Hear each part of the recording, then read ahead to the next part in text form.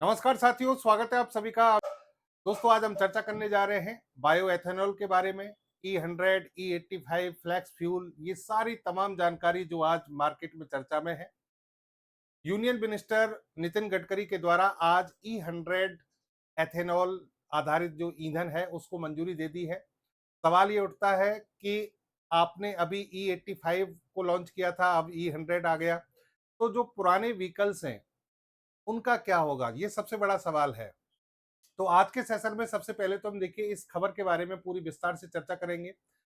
सबसे महत्वपूर्ण जो कंसेप्ट है कि ये एथेनॉल आधारित जो ईंधन है वो होते क्या हैं, ये कितने प्रकार के होते हैं, इनको अगर हम हमारे व्हीकल्स में यूज करते हैं तो इनसे हमें क्या फायदे हैं, क्या नुकसान हैं, और बायो एथेनॉल पर जब सरकार इतना जोर दे रही है तो हमारे किसानों को या आम आदमी को इनसे क्या फायदा होगा, क्या नुकसान होगा, ये सारी जो है सरकार की इसमें क्या तैयारियां हैं, सारे पॉइंट्स पर आज हम तकनीकी रूप से विश्लेषण के साथ में चर्चा करेंगे और आज आपको समझाने की कोशिश करेंगे कि वास्तव में ये मुद्दा क्या है और इसको सरकार किस तरीके से गंभीरता से ले रही है, सरकार का असली उद्देश्य क्या है। तो सेशन में लास्ट तक बने रहिएगा। चैनल पर नए हैं तो चैनल को सब्सक्राइब जरूर कर लें। तो देखिए, आज की जो खबर है वो ये है कि E100 फ्यूल यानी 100% एथेनॉल जो है उसको मंजूरी दे दी है यूनियन मिनिस्टर नितिन गडकरी के द्वारा। इन्होंने बाकायदा ये कहा कि मैंने इस फाइल पर सिग्नेचर कर दिए हैं, यानी इस पर मंजूरी दे दी है। और ये देखिए बाकायदा यहाँ पर ट्वीट भी किया गया। Nagpur Maharashtra union minister Nitin Gadkari says last night at 8 PM I signed the file finalizing the regulation to legally authorize the use of 100% ethanol. I am delighted to share that I, along with Hardeep Singh Puri, had two opportunity to launch the 100% ethanol compatible version of the Wagoner. यानी जो गाड़ी है जिसे Maruti Suzuki, आपने सुना होगा कि भाई चर्चा में सबसे पहले यही आई थी, इसको लॉन्च किया था। पहले फ्लैक्स फ्यूल के बारे में बात हुई थी, E85 जो बायो एथेनॉल ईंधन था उसकी बात हुई थी कि भाई E85 के साथ इसको लॉन्च किया गया है। लेकिन अब यहाँ पर जो भी बात हो रही है, ये कह रहे हैं कि E85 जो है इसके साथ साथ हम E100 को लॉन्च कर रहे हैं और बाकायदा इन्होंने इस पर सिग्नेचर कर दिए हैं। पूरा ऑथराइज्ड रूप से खुद नितिन गडकरी साहब जो हैं उन्होंने इस बात को बताया है।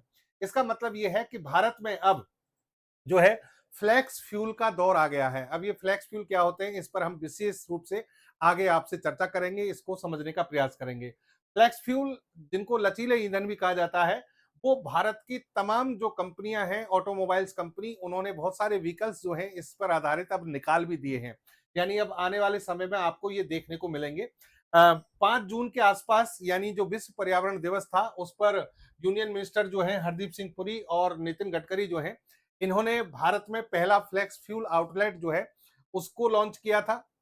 कार के बारे में बताया, उससे पहले स्प्लेंडर जो मोटरसाइकिल है उसके बारे में बताया कि भाई ये जो गाड़ी है हमने पहले से तैयारी की थी और ये E85 फ्लैक्स फ्यूल के अकॉर्डिंग कॉम्पिटेबल है और इनको लॉन्च कर दिया गया है। तो ये खबर जो है काफी चर्चा में रही, लेकिन एक और यहाँ पर झटका दिया नितिन गडकरी साहब ने। अब इन्होंने कहा कि E100 को हम लॉन्च कर रहे हैं। अब देखो, सरकार ने जो ये यहाँ पर जो बात कही है, E85 जो है उसको लॉन्च करने के पीछे की जो बात सरकार ने PIB पर जो छापी, उन्होंने कहा ना आयातित तेल, यानी हम इंपोर्टेड ऑयल जो है उसको हटाना चाहते हैं, ना विदेशी खनिज, भारत की उपज और भारत की प्रगति। यानी ये इसका स्लोगन इन्होंने रखा है कि हम भारत में आयातित तेल से अपनी निर्भरता को खत्म कर रहे हैं, विदेशी खनिजों पर कोई निर्भरता नहीं होगी, भारत की उपज से ही भारत की प्रगति की जाएगी। यानी जो आप कह सकते हैं फ्यूल जो है उसका कंजप्शन, फ्यूल की आपूर्ति भारत में ही की जाएगी, ऐसा यहाँ पर उद्देश्य लेकर सरकार चल रही है। अब दोस्तों, इसको बहुत सारे कंफ्यूजन आपके दिमाग में होंगे कि सर ये फ्लैक्स फ्यूल क्या है, E20 आया था पहले, फिर फ्लैक्स फ्यूल आ गया, अब E100 आ गया, इनसे क्या फायदे हैं, क्या नुकसान है, इनकी आपूर्ति क्या भारत में हो पाएगी, क्या वास्तव में ये मॉडल सक्सेसफुल हो पाएगा। तो इन तमाम क्वेश्चंस के जवाब हम देखिए तकनीकी रूप से एक एक करके समझते हैं और तकनीकी रूप से मैं आपको ये भी बताऊंगा कि आपके पास जो व्हीकल्स हैं उनसे इन ईंधनों का उपयोग अगर किया जाता है तो उनमें क्या समस्या आ सकती है, क्या आपकी पुरानी गाड़ियों में भी ये ईंधन भरवा सकते हैं, इन सभी का जवाब हम देखेंगे। तो सबसे पहले तो आप ये समझिए कि लगभग 2003 के आसपास सरकार ने बायोफ्यूल पर ध्यान दिया था। बायोफ्यूल का मतलब होता है जैविक ईंधन, यानी जैविक पदार्थों से प्राप्त किए जाने वाला ईंधन। अब जैविक पदार्थ जो है बहुत सारे पदार्थ यानी बायो प्रोडक्ट हो सकते हैं, जैव उत्पाद हो सकते हैं, उनसे हम ईंधन बनाने की कोशिश कर रहे हैं। 2003 में ये बात हुई थी, फिर उसके बाद हमने बाकायदा बायोफ्यूल पॉलिसी निकाली, 2018 में निकाली, 2022 में फिर इसको हमने संशोधित भी किया है और उसी के तहत ये सारा प्रोग्राम जो है चल रहा है। तो एक-एक करके चीज को समझिए कि बायोफ्यूल क्या है, बायोफ्यूल के प्रकार कौन से हैं, इनकी 4 जनरेशन आ चुकी हैं, उनका मतलब क्या है? तो देखिए बायोफ्यूल का सीधा-सा मतलब है, इसमें बायो यानी जैविक और जैविक जो पदार्थ है उनसे प्राप्त किए जाने वाला फ्यूल। अब जैविक पदार्थ का मतलब क्या हो गया? जैसे कि पेड़-पौधों के उत्पाद हैं या फिर कृषि अपशिष्ट पदार्थ हैं या सूक्ष्म जीव जो हैं उनका भी इसमें माइक्रोबायोम जो है उनका भी उपयोग किया जा सकता है। अगर इन पदार्थों का उपयोग करके हम किसी भी प्रकार का फ्यूल जनरेट कर रहे हैं तो उसे हम बायोफ्यूल कहते हैं। जनरली इसमें जो हम सोर्सेज की बात करें कि किन-किन से बायोफ्यूल प्राप्त होता है, तो एक तो देखिए शर्करा और स्टार्च पर आधारित जो भी पदार्थ हैं, जो भी प्रोडक्ट हैं, जैसे कि मान लीजिए गन्ना है, चुकंदर है, मक्का है, ज्वार है, तो इनसे तो बनाया जाता है एथेनॉल। ये एथेनॉल क्या है, इस पर भी चर्चा करेंगे हम। ठीक है, शर्करा और स्टार्च का कोई भी आपको प्रोडक्ट मिल जाए, कोई भी ऐसा जान लीजिए अपशिष्ट पदार्थ या फिर पदार्थ पेड़-पौधों से डायरेक्ट मिल जाए, तो उससे आप एथेनॉल बना सकते हैं। फिर आप देखिए जैसे कि जो ऑयली पदार्थ हैं या फिर वसा पर आधारित पदार्थ हैं, फैट है और या फिर ऑयली जो पदार्थ है उन्हीं में फैट होती है, तो उनसे आप बायोडीजल बना सकते हैं। तो बायोफ्यूल पहले तो ये समझ लीजिए 2 प्रकार के होते हैं, बायो एथेनॉल और एक होता है बायोडीजल। इन पर मैं आगे चर्चा करूंगा। तो बायोडीजल बनाने के लिए आप ताड़ का तेल, सोयाबीन, सरसों का तेल, अपशिष्ट खाना जैसे आपने खाना पकाया जो कि जैसे कि मान लीजिए मिठाई की दुकान है या फिर कहीं भी जहां यूज हो रहा है, बार-बार तेल का उपयोग होता है, उसको फेंका जाता है, उसको आप यहाँ पर बायोडीजल बनाने के लिए काम में ले सकते हैं। इसके अलावा जो जो जीव हैं जैसे कि मान लीजिए पशु हैं, उन पशुओं की जो चर्बी होती है उससे भी इसमें उपयोग में लिया जा सकता है। और फिर सेलुलोज आधारित बायोमास जैसे कि फसलों के ठूंठ हैं, घास है, लकड़ी का कचरा है, फिर अपशिष्ट पदार्थ, नगर पालिका का जो ठोस कचरा है, सीवेज बायोगैस के लिए, ये सब जो है ये बायोफ्यूल के प्रकार हैं।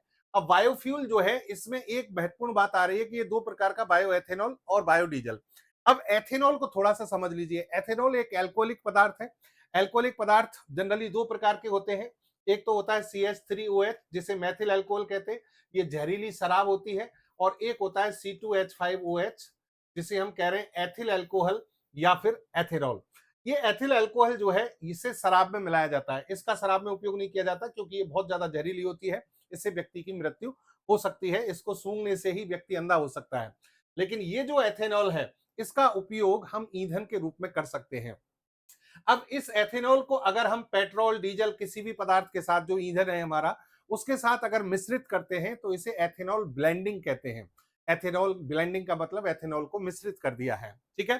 तो अभी जो प्रोसेस चल रहा है हमारे देश में वो एथेनॉल ब्लेंडिंग का चल रहा है। अब यहां पर मैंने कहा कि 2 प्रकार के होते हैं बायो एथेनॉल, बायोडीजल। दोनों को थोड़ा-सा बनाने का जो तरीका है उस पर भी बात कर लें। तो बायो एथेनॉल को जब आप बनाओगे तो ऐसे पदार्थों से बनाओगे जिसमें एथेनॉल मिलता हो। तो मैंने अभी आपको थोड़ी देर पहले बताया था कि शर्करा और स्टार्च युक्त पदार्थ कोई भी ले लो, गन्ना है, चुकंदर है, मक्का है, इन सभी पदार्थों को आप एक चेंबर में डाल देंगे।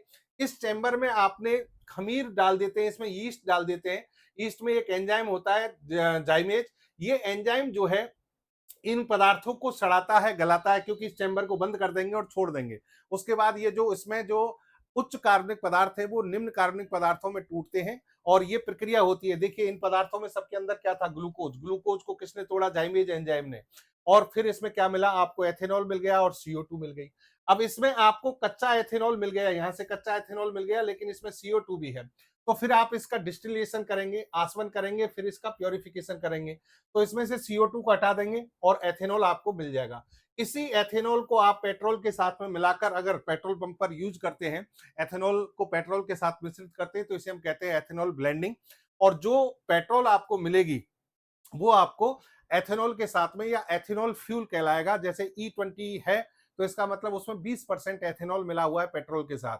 E85 है तो इसका मतलब उसमें 85% एथेनॉल मिला हुआ है पेट्रोल के साथ में। ठीक है? इसी तरीके से आप बायोडीजल की बात करें, बायोडीजल की अभी हम यूज तो नहीं कर रहे हैं, बायोडीजल का इतना प्रचार प्रसार नहीं हो रहा, लेकिन भविष्य में हो सकता है। अभी हम बायो एथेनॉल पर बात कर रहे हैं। तो देखो मैंने अभी बताया था आपको कि अगर एथेनॉल बनाना है तो कृषि अपशिष्ट या इस तरीके के पदार्थ है, लेकिन अगर डीजल बनाना है तो उसके लिए फैट और ऑयली पदार्थ जो होते हैं उनका उपयोग किया जाता है। वनस्पति तेल, पशु की वसा, इन सभी को आप यहाँ पर ले सकते हैं। खाद्य पदार्थों पकाने वाला तेल है, कृषि फसलों से प्राप्त होने वाला तेल है, उन सभी के अंदर एक पदार्थ होता है जो वसा का फॉर्म होता है, रासायनिक रूप जिसे कहते हैं ट्राइग्लिसराइड। ट्राइग्लिसराइड की प्रक्रिया यहाँ पर क्रिया कराई जाती है मेथेनॉल के साथ। एक चैम्बर होगा, चैम्बर में आपने ये वसा डाल दी, यहाँ से जितने भी हैं ये पदार्थ डाल दिए, उसमें मेथेनॉल मिला दी और फिर इसमें उत्प्रेरक काम करते हैं सोडियम हाइड्रोक्साइड और पोटेशियम हाइड्रोक्साइड, और फिर उससे जो ये पदार्थ आपको प्राप्त होंगे वो होगा बायोडीजल। बायोडीजल जो है इसके साथ में एक और पदार्थ मिलता है जिसे कहते हैं ग्लिसरॉल। तो यहाँ पर देखिए इनका भी डिस्टिलेशन किया जाएगा, पृथक्करण और प्योरिफिकेशन किया जाएगा, फिर आपको बायोडीजल मिल जाएगा। डीजल का उपयोग आप वाहनों में कर सकते हैं। और ग्लिसरॉल जो है ये भी बहुत उपयोगी पदार्थ है, इसका सौंदर्य प्रसाधन या फिर दूसरे कई सारी चीजों में इसका उपयोग किया जाता है। कृत्रिम रूप से आंसू लाने के लिए भी इसका उपयोग किया जाता है ग्लिसरीन के रूप में। अब ये जो पदार्थ है यानी दो प्रकार के हो गए, बायो एथेनॉल और एक बायोडीजल। अभी जो हम बात कर रहे हैं जिसकी पूरे देश में चर्चा है वो बायो एथेनॉल है। अब यहां पर देखिए आप कि जो बायोफ्यूल्स हैं इनकी 4 जनरेशन अभी तक आ चुकी हैं। यहीं पर सारी जो समस्या है उसके बारे में आपको पता लगेगा कि वास्तव में हमारे पास समस्या है क्या। तो देखो सबसे पहली जो पीढ़ी है इसमें हमने फर्स्ट जनरेशन में जो बायोफ्यूल बनाने के लिए पदार्थ काम में लिए वो डायरेक्ट वो पदार्थ लिए जिनको हम खाते भी हैं, खाद्य पदार्थ, जैसे कि गन्ना ले लिया, सोयाबीन ले लिया, रतन जोत ले लिया, जेट्रोफा जो कि बायोडीजल के लिए, गन्ना और इनका तो उपयोग किया गया एथेनॉल के लिए, और सोयाबीन रतन जोत का उपयोग किया गया बायोडीजल के लिए। लेकिन यहाँ पर आप सोचिए कि अगर खाद्य पदार्थों को आप ईंधन बनाने में काम लेंगे, कार्य में लेंगे, तो खाएंगे क्या? तो यहाँ पर एक तरफ है फूड सिक्योरिटी, एक तरफ है एनर्जी सिक्योरिटी, यानी खाद्य सुरक्षा और ऊर्जा सुरक्षा। तो दोनों में कॉन्ट्राडिक्टरी यहाँ पर एक तरीके से देखने को मिलती है कि अगर आप ऊर्जा सुरक्षा के लिए खाद्य पदार्थों में कमी करोगे तो देश संकट में आ जाएगा। तो फिर सेकंड जनरेशन पे आए। सेकंड जनरेशन में क्या किया गया कि भाई खाद्य पदार्थों को डायरेक्ट उपयोग में मत लो, इनसे जो बचे हुए अपशिष्ट पदार्थ है उनका उपयोग करो, जैसे कि पराली है, लकड़ी का बुरादा है, लिग्नोसेल्यूलोसिक जो कृषि अपशिष्ट है, ठीक है। तो यहां पर आपने जैसे क्या किया, जो जितने भी पदार्थ है, गन्ने की जो लास्ट जो अपशिष्ट पदार्थ बचता है उसका उपयोग कर लिया, तो उससे अगर एथेनॉल बनाते हो तो वो सेकंड जनरेशन में आता है। तो यहां पर जो है फूड सिक्योरिटी और एनर्जी सिक्योरिटी में कोई प्रकार का विरोधाभास नहीं देखेगा, यानी फूड बनाम फ्यूल का संकट नहीं होगा क्योंकि आप अपशिष्ट पदार्थों से फ्यूल बना रहे हैं। तो अब हमें जब एथेनॉल की बात कर रहे हैं हम कि साहब एथेनॉल का उपयोग करना है, तो आपको सेकंड जनरेशन के जो फ्यूल हैं उन पर जाना पड़ेगा। थर्ड जनरेशन में क्या करते हैं? थर्ड जनरेशन में एक सीधा सा सिस्टम ये है कि साहब समुद्रों में बहुत प्रकार की शैवाल भरी पड़ी हैं, उन शैवालों का उपयोग करो, उनसे भी एथेनॉल बनाया जा सकता है। लेकिन ये भी अभी तक प्रोसेस बहुत ज्यादा उसमें नहीं आया, यूज में नहीं आया है। और चौथा जो इसकी जो फोर्थ जनरेशन है उसमें जो एडवांस जेनेटिक इंजीनियरिंग की जो वो है ज्ञान है, उसके आधार पर आप एथेनॉल बना सकते हैं। यानी जेनेटिक इंजीनियरिंग के आधार पर ऐसी फसलें बनाइए जिनसे आप एथेनॉल बना सकते हैं। तो ये मॉडिफाइड जो हम कहते हैं जिनको आनुवांशिक संवर्धित जीव यानी जेनेटिकली मॉडिफाइड ऑर्गेनिज्म, तो उनके आधार पर अगर एथेनॉल बनाया जाए तो वो फोर्थ जनरेशन में आता है। लेकिन इसके लिए आपको बहुत सारे रिसर्च करने पड़ेंगे, बहुत सारी चीजें आपको, लेकिन हालांकि देश में हो रही हैं, बायोटेक्नोलॉजी डिपार्टमेंट इस पर काम कर रहा है, लेकिन इसमें समय लगेगा। तो कुल मिलाकर आपके पास में ऑप्शन क्या बचता है? सेकंड जनरेशन, क्योंकि इसमें फर्स्ट में जाओगे तो खाद्य संकट आ जाएगा। तो इस तरीके से भारत में काम चल रहा था। अब सरकार ने क्या किया कि सरकार ने सबसे पहले E20 की घोषणा की। E20 का मतलब हो गया इसमें 20% आपने एथेनॉल मिला दिया पेट्रोल में। फिर सरकार ने अपना एक जो रोड मैप है, मॉडल है, वो भी बताया था कि हम 22% पे आएंगे E22, फिर E25 और फिर E30, और फिर धीरे धीरे धीरे धीरे हम इसको बढ़ाते चले जाएंगे। सरकार ने ये बात कही, लेकिन इसके जस्ट बाद इन्होंने फिर फ्लैक्स फ्यूल को लेकर आ गए। अब फ्लैक्स फ्यूल क्या है आप समझ गए होंगे कि अगर आपके पास में पेट्रोल है और पेट्रोल में आप एथेनॉल मिला रहे हैं, और पेट्रोल में एथेनॉल की मात्रा जो है 20%, 22%, 25%, 30%, 85%, 100%, तो आप फ्लेक्सिबिलिटी देख रहे हैं कि परसेंटेज बदली जा सकती है। तो इसीलिए इसको क्या कहते हैं? फ्लेक्स फ्यूल कहते हैं। यानी आपने एथेनॉल ब्लेंडिंग कर दी, मिश्रण किया, और इसकी मात्रा को क्या किया? बदलते गए, तो इसी को क्या कहते हैं? Flex fuel. अब यहां पर सवाल ये उठता है कि जो एथेनॉल आपने यहां पर मिलाया है, मिलाया है उसकी जो मात्रा आपने मिलाई है वो क्या सभी व्हीकल्स के लिए एक जैसी रहेगी, यानी सबके लिए कॉम्पिटेबल रहेगी, क्या सब में उसका उपयोग किया जा सकता है, तो उस पर हम बात करेंगे। सरकार ने फिलहाल में E85 के लिए क्या किया कि लगभग 48 जो है इसके आउटलेट्स जो हैं उनको लॉन्च किया सरकार ने, और ये कहा कि हम दिसंबर 2026 तक 500 आउटलेट्स ले आएंगे, दिसंबर 2027 तक 5000 लेकर आ जाएंगे। और E85 जो है उसके फायदे भी गिनाए गए कि ये सामान्य जो पेट्रोल है उसकी तुलना में 20 रुपए प्रति लीटर के आसपास इसमें कमी देखने को मिलती है। इस तरीके से सरकार ने यहाँ पर बहुत सारी जो चीजें हैं वो बताई, और E85 और E100 जो है उस पर भी चर्चा होने लगी। लेकिन सरकार यहां पर कहते हैं कि विदेशी मुद्रा में हम बचत करेंगे, लगभग 1.84 लाख करोड़ से अधिक की कच्चे तेल में आयात की कमी होगी, 302 लाख मीट्रिक टन। ये सरकार ने यहां पर एथेनॉल ब्लेंडिंग के फायदे बताए। ठीक है, और ये ब्राजील से प्रेरित एक मॉडल है जिसको भारत सरकार अब इस समय लागू करना चाह रही है। E85 की जब हम बात करते हैं तो उसमें 80 से 85% तो पेट्रोल होता है, और 14 से 19% जो है सॉरी एथेनॉल होता है, और 14 से 19% इसमें पेट्रोल होता है। और ये जो व्हीकल होते हैं इन्हीं को कहते हैं फ्लेक्स फ्यूल व्हीकल। अब यहां सवाल ये है कि सर E85 के जस्ट बाद आप E100 लेकर आ गए, तो E100 पर भी हम चर्चा कर लेते हैं, फिर इनके मैं आपको फायदे नुकसान सारी चीजें बताऊंगा। देखो E100 का मतलब सीधा सा आप समझ गए होंगे कि अब आपने यहां पर जो ब्लेंडिंग की है उसमें 100% एथेनॉल को रखा है, यानी पेट्रोल की मात्रा इसमें नगण्य है या है ही नहीं है, इसमें सिर्फ क्या है, इसमें एथेनॉल है। अब इसको एथेनॉल को गन्ना, मक्का, चावल, कृषि इन सभी अपशिष्ट पदार्थों से प्राप्त किया जाएगा। ठीक है, अब इसमें तमाम जो है जब E20 का उपयोग किया गया भारत में बहुत सारे आउटलेट्स पर, अब जो है मैक्सिमम जो है उन पर E20 पेट्रोल मिल रही है, E20 जो ईंधन मिल रहा है। अब उसके बहुत सारे नेगेटिव इंपैक्ट जो है जनता ने बताए हैं कि उनकी गाड़ियों का सा माइलेज कम हो गया है, इंजन खराब होने लगे हैं। तो यहां पर देखिए आपको बता दूं कि पेट्रोलियम और प्राकृतिक गैस मंत्रालय MOPNG इसने भी ये बात स्वीकारी है कि साहब जो एथेनॉल होता है उसकी एनर्जी डेंसिटी कम होती है, यानी उसका ऊर्जा घनत्व कम होता है, तो ऑब्वियस सी बात है कि उससे माइलेज कम होगा। और ये कह रहे कि जो 4 व्हीलर है उसमें 1 से 2% और 2 व्हीलर में 3 से 6% माइलेज में कमी तो आएगी। लेकिन आपको ये कह रहे हैं, सरकार कह रही है कि आपको सस्ता भी तो मिल रहा है, माइलेज में थोड़ी सी कमी है तो क्या हुआ, हम आपको क्या दे रहे हैं, सस्ता दे रहे हैं। तो इस तरीके से अब सरकार ने दुनिया भर के जो है आपके जो व्हीकल्स हैं E85 जो फ्लैक्स फ्यूल था उस पर आधारित बहुत सारे व्हीकल्स भी निकाल दिए। लेकिन अब सरकार ने घोषणा की है, नितिन गडकरी जी ने घोषणा की है कि E100 मॉडल भी मारुति सुजुकी और ये जो कंपनी है हीरो मोटोकॉर्प और इन्होंने तैयारी कर ली है, ये कॉम्पिटेबल जो है फ्यूल के कॉम्पिटेबल अकॉर्डिंग आपको यहाँ पर व्हीकल्स मिलने लगेंगे। तो ये चीजें भी यहाँ पर घोषणा कर दी है। अब यहां देखो आप समझो कि फ्लेक्स फ्यूल व्हीकल क्या है, ये तो आप समझ गए होंगे कि ऐसे व्हीकल जो अलग अलग मात्रा में एथेनॉल मिलाया जाए अगर पेट्रोल के साथ में और उनके साथ कॉम्पिटेबल हो तो उनको कहते हैं फ्लेक्स फ्यूल व्हीकल। लेकिन सवाल ये उठता है कि E20 वाला जो व्हीकल है क्या E85 पर काम कर जाएगा और E85 के अलावा E100 पर काम कर जाएगा, तो इसका जवाब है ना। यानी आपने अगर मान लीजिए आपके पास में अभी जो गाड़ियां हैं, सरकार ने जब E20 को लॉन्च किया था तो उस समय आपको अलग से कोई परिवर्तन नहीं करना पड़ा, अलग से कोई गाड़ी नहीं खरीदनी पड़ी। 20% एथेनॉल जो था, भले ही उसमें थोड़े बहुत नुकसान आपके इंजन पे हुआ हो, चाहे आपके माइलेज पर हुआ हो, लेकिन क्योंकि पेट्रोल तो सेम ही कीमत में मिल रहा था E20 वाला, तो आपको नुकसान तो हुआ लेकिन फिर भी वो चल रहा था। और उसके लिए सरकार को अलग से पेट्रोल पंप भी नहीं लगाने पड़े, डिस्पेंसर जो है उनकी भी संख्या नहीं बढ़ानी पड़ी, उसका जो आपूर्ति सिस्टम है, जो लॉजिस्टिक जो चेन सप्लाई है उसको भी चेंज नहीं करना पड़ा। लेकिन E85 और E100 के लिए सरकार को बहुत कुछ करना पड़ेगा, अलग करना पड़ेगा। तो ये बहुत बड़ी चुनौती है, इतनी आसानी से लागू नहीं होने वाला है, इतनी आसानी से ये सफल नहीं होने वाला है, ये मैं आपसे यहाँ पर कह रहा हूं। तो कहने का मतलब क्या हुआ, यहाँ पर देखिए आप कि आपसे पूछा जाए कि सर क्या हमारी गाड़ी E85 और E100 E20 वाली जो गाड़ी है क्या उसी फ्यूल पर ये भी काम कर जाएगी क्या, कि नहीं करेगी। इसके लिए आपको नई गाड़ी खरीदनी पड़ेगी। तो आम आदमी क्या नई गाड़ी खरीदने के लिए तैयार होगा, यहाँ भी ये क्वेश्चन बड़ा है। तो यहाँ पर देखिए फ्यूल के बड़े फायदे और नुकसान बताए गए हैं।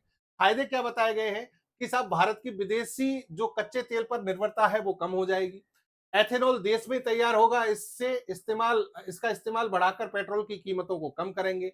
जैसे कि E85 में इन्होंने कहा 20 रुपए हमने कम कर दिए। ठीक है, दूसरा इन्होंने कहा कि पर्यावरण के लिहाज से भी बहुत अच्छा है, इसलिए अच्छा है क्योंकि देखिए पेट्रोल और डीजल पेट्रोल और डीजल में कार्बन की मात्रा बहुत ज्यादा होती है, कार्बन 12, कार्बन 14, कार्बन 18, इस तरीके से कार्बन की संख्या होती है। लेकिन एथेनॉल जो है, जब इसकी मात्रा की बात करें तो यहाँ पर कार्बन की संख्या C2H5OH यानी कार्बन कम है, तो ये जलेगा तो कार्बन का उत्सर्जन कम होगा, तो पर्यावरण प्रदूषण कम होगा। लेकिन E100 फ्यूल के नुकसान क्या है? नुकसान है कि इसकी एनर्जी डेंसिटी कम है और व्हीकल के साथ में कॉम्पेटिबिलिटी आपकी उतनी नहीं है। जितने जो नए व्हीकल्स हैं उनके साथ में क्या कॉम्पेटिबिलिटी हो पाएगी इसकी, तो आपको नया व्हीकल खरीदना पड़ेगा। तो कहने का मतलब ये बहुत सारी समस्या है। फिर सरकार को नए पेट्रोल पंप लगाने पड़ेंगे, इनका जो लॉजिस्टिक सप्लाई चेन है वो पूरा बदलना पड़ेगा। तो सरकार के सामने बहुत सारी चुनौतियां हैं।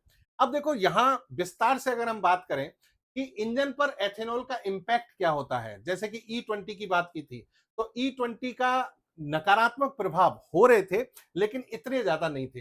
लेकिन E85 की बात करें, सामान्य पेट्रोल इंजन के लिए E85 का उपयोग हानिकारक है। अगर सामान्य पेट्रोल जो इंजन है उसमें आपने E85 भरवा लिया तो इसमें क्या होगा, एथेनॉल की जो सुग्राहिता होती है वो वाष्प के लिए होती है, यानी ये पानी को क्या करता है, अवशोषित करता है।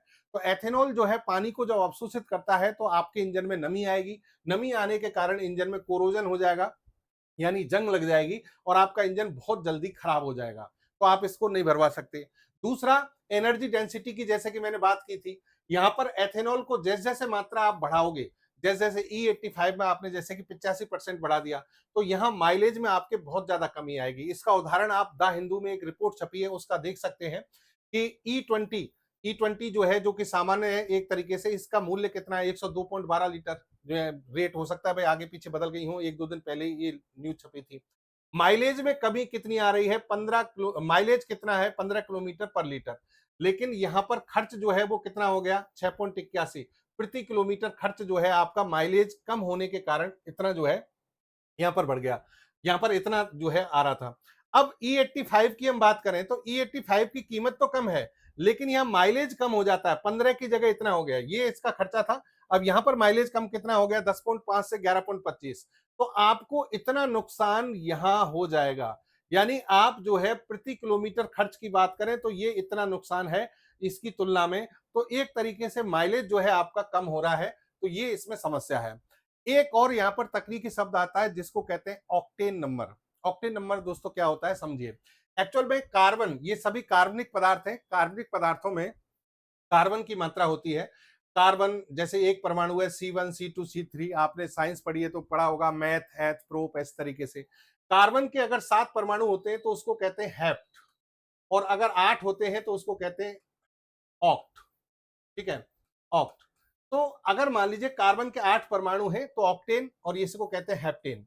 अच्छा, तो यहां एक चीज समझना आप, इनके आधार पर ऑक्टेन नंबर निकाला गया है। एक्चुअल में इस ऑक्टेन नंबर के आधार पर आपके जो फ्यूल है, आपके जो फ्यूल की एफिशिएंसी है या फ्यूल की जो गुणवत्ता है उसके बारे में पता लगता है। आप जब किसी भी ईंधन को भरते हैं जैसे कि पेट्रोल वगैरह है, तो इंजन में वो किस तरीके से प्रक्रियाएं कर रहा है उसके आधार, ये ऑक्टेन नंबर से आपको पता लगेगा। एक्चुअल में ऑक्टेन नंबर जो है ये मुख्य रूप से स्पार्क इग्निशन इंजन यानी पेट्रोल इंजन में अपस्फोटन का विरोध करने की क्षमता को दिखाता है। अपस्फोटन का मतलब होता है एक तरीके की आवाज है, आवाज। एक्चुअल में होगा क्या कि जब इंजन का जो सिलेंडर है, इंजन का जो सिलेंडर है उसमें ईंधन और ऑक्सीकारक, ऑक्सीकारक यानी वायु ईंधन से जब टकराती है तो ईंधन जलने लगता है। लेकिन वहां पर जो स्पार्क प्लग है उसके जलने से पहले ये टकराकर जलने लग जाए, यानी स्पार्क प्लग जो है उस वो जला नहीं है, लेकिन उससे पहले ही ईंधन और ऑक्सीकारक जो है वो दबाव के कारण आपस में टकराए और टकराकर जलने लग जाते हैं, तो वहां पर एक विशेष आवाज पैदा होती है और वो आवाज आपके इंजन को नुकसान करती है। इसको कहते हैं नॉकिंग। इसको क्या कहा जाता है, नॉकिंग। तो अगर किसी व्हीकल का ऑक्टेन नंबर बहुत ज्यादा है तो उसमें ये नॉकिंग नहीं होती है। ऑक्टेन नंबर अगर कम है तो उसमें ये नॉकिंग बहुत ज्यादा होती है। तो हम यहां बात करें जैसे कि आइसो ऑक्टेन, आइसो ऑक्टेन का जो ऑक्टेन नंबर है वो 100 के आसपास माना जाता है, तो ये एंटी नॉकिंग एजेंट है एक तरीके का, यानी इसमें आवाज नहीं होती है। लेकिन हेप्टेन, अगर किसी ईंधन में हेप्टेन मतलब कार्बन के 7 परमाणु वाली श्रृंखला है तो उसका ऑक्टेन मान 0 होता है। अब आप कहोगे सर ये ज्यादा कुछ समझ में नहीं आया, इसको थोड़ा और आसान से समझाओ। आसानी ये है, आप एक 90% का एक टारगेट ले लीजिए कि 90% के आसपास अगर 90% से ज्यादा ऑक्टेन नंबर है तो ये समझिए कि आपके इंजन में किसी प्रकार की आवाज नहीं आएगी। 90% से कम है तो आपके इंजन में डेफिनेटली आवाज आएगी जो इंजन को नुकसान करेगी। अब जो सामान्य पेट्रोल होता है उसका ऑक्टेन नंबर होता है 87 से 91 और प्रीमियम जो पेट्रोल भरवाते हो आप उसमें 93 से 97 होता है। ठीक है, डीजल को छोड़ दो, डीजल पे ये कंसेप्ट इसलिए लागू नहीं होता क्योंकि डीजल में सीटें नंबर देखते हैं। अच्छा, फिर आप आ जाओ E20। E20 जो अभी लॉन्च किया था इसका ऑक्टेन नंबर 93 से 95 है। E85 की बात करें तो E85 का ऑक्टेन नंबर 100 से 105 है। इसका मतलब ऑक्टेन नंबर बहुत अच्छा है E85 का। तो आपके इंजन के लिए इस लिहाज से ये एंटी नॉकिंग के रूप में काम करेगा, यानी फ्लेक्स फ्यूल जो इंजन है उनमें किसी भी प्रकार की आवाज नहीं आएगी। उच्च ऑक्टेन रेटिंग है इसकी। ऐसा क्यों हुआ? ऐसा इसलिए हुआ क्योंकि एथेनॉल जो होता है उसका ऑक्टेन नंबर बहुत ज्यादा होता है, 109 से 113। तो एथेनॉल जब आपने मिलाया है वो भी 85% मात्रा में, तो ऑक्टेन नंबर यहां पर बढ़ जाता है। तो आपकी सामान्य वैगनार जो E20 है और E85 है, अगर इस पर हम बात करें, डिस्कशन करें, तो आप इन दोनों के जो ईंधन हैं, या फिर मैं कहूं इन दोनों ईंधन को E20 और E85 को एक गाड़ी में यूज नहीं कर सकते। E20 के लिए आपके पास में सामान्य गाड़ी है, सामान्य इंजन है, लेकिन E85 में फ्लैक्स फ्यूल डलेगा तो फ्लैक्स फ्यूल व्हीकल के तौर पर इसके इंजन भी अलग होंगे। इन इंजनों में ऐसा अलग क्या होता है ये भी बात समझ लो। इन इंजनों का जो फ्यूल पंप है, यानी जो इसकी एक तरीके से हम कहेंगे पंपिंग जो प्रोसेस होता है वो अलग होता है, इसकी सप्लाई का पाइप अलग होता है, इंजन का सिस्टम भी अलग होता है। इनमें जो सेंसर आएंगे वो भी अलग है, इनकी जो चिप बनेगी वो भी अलग है। तो कहने का मतलब आप इसमें एक तरीके से एक साथ उपयोग में नहीं कर सकते। भारत सरकार को भारत में क्या चुनौतियां आने वाली हैं वो भी मैं आपको बता दूं। देखो, अगर आपने फर्स्ट जनरेशन के फ्यूल पर गए, डायरेक्ट गन्ना का उपयोग किया, चुकंदर का, मक्के का उपयोग किया, तो आपके यहाँ पर फूड संकट आ सकता है, खाद्य संकट आ सकता है। तो आपको सेकंड जनरेशन पर जाना पड़ेगा, पहली बात। दूसरा है कि ये जो खाद्य फसलें जितनी भी हैं पानी की मात्रा बहुत ज्यादा उपयोग में लेती हैं। तो आप जहां जहां इनका उपयोग करोगे वहां पर जल का जो यानी वाटर लेवल है वो बहुत नीचे जा रहा है। जैसे कि आप देख सकते हैं, इसमें रिपोर्ट भी आई है कि महाराष्ट्र और यूपी में जो वाटर लेवल है वो लगातार घट रहा है इन फसलों के ज्यादा उत्पादन से। मानसून पर अत्यधिक निर्भरता है, बरसात अच्छी होगी तो आपकी ये फसलें भी अच्छी होंगी, नहीं तो फिर आपको ये संकट आएगा। फिर एक और चीज देखिए कि अभी आपके पास में E20 को तो आराम से आपने उन्हीं जो पहले से हमारी जो सप्लाई चेन थी उसी के अकॉर्डिंग वितरित कर दिया, लेकिन E85 E100 के लिए आपको अलग से पाइपलाइन बिछानी पड़ेंगी। ऐसे पाइप लगाने पड़ेंगे जिनमें जंग नहीं लगती हो, क्योंकि एथेनॉल जल्दी से पानी को क्या करता है, सोखता है। तो वहां पर ये जंग लगने के चांसेस जो है वो बढ़ जाएंगे। फिर आ जाइए क्षेत्रीय असंतुलन की बात करें। देखो, ये जो पदार्थ है वो हर जगह तो उत्पन्न होते नहीं है। ये पदार्थ यूपी में, महाराष्ट्र में, कर्नाटक, इन जगहों पर होते हैं। तो आपको पूरे देश में सप्लाई को बढ़ाना है। फिर पेट्रोल पंपों का अपग्रेडेशन, यानी पेट्रोल पंप जो है पूरी भारत के वो आपको चेंज करने पड़ेंगे। उनकी सप्लाई चेन जो है उसको बढ़ाने बनाने के लिए आपको ये सब कुछ चेंज करना पड़ेगा। तो कहने का मतलब चुनौतियां बहुत हैं सरकार के सामने, लेकिन सरकार भी ये देख रही है कि भाई हम क्रूड ऑयल से बहुत परेशान हैं। तो कहीं ना कहीं ऐसा करें कि इस तरीके से व्यवस्था की जाए। तो आने वाले समय में ऐसा नहीं है कि जीवाश्म ईंधन आधारित ये जो पदार्थ है पेट्रोल डीजल बिल्कुल बंद हो जाएंगे, लेकिन कुछ निर्भरता इसकी कम हो सकती है और भविष्य में हो सकता है तकनीक को हमने ढंग से विकसित किया तो धीरे धीरे निर्भरता को और भी ज्यादा कम कर दिया जाएगा। तो उम्मीद करता हूं सेशन आपको समझ में आया होगा, आप समझ पाए होंगे, अंतर कर पाए होंगे कि सरकार का उद्देश्य क्या है, ये होते क्या है, फ्लेक्स फ्यूल वगैरह, E85 E100, biodiesel, bio ethanol, ये सारी टर्मिनोलॉजी आप समझ पाए होंगे। फिर मिलेंगे आपसे एक और अच्छे सेशन के साथ। जय हिंद, जय भारत।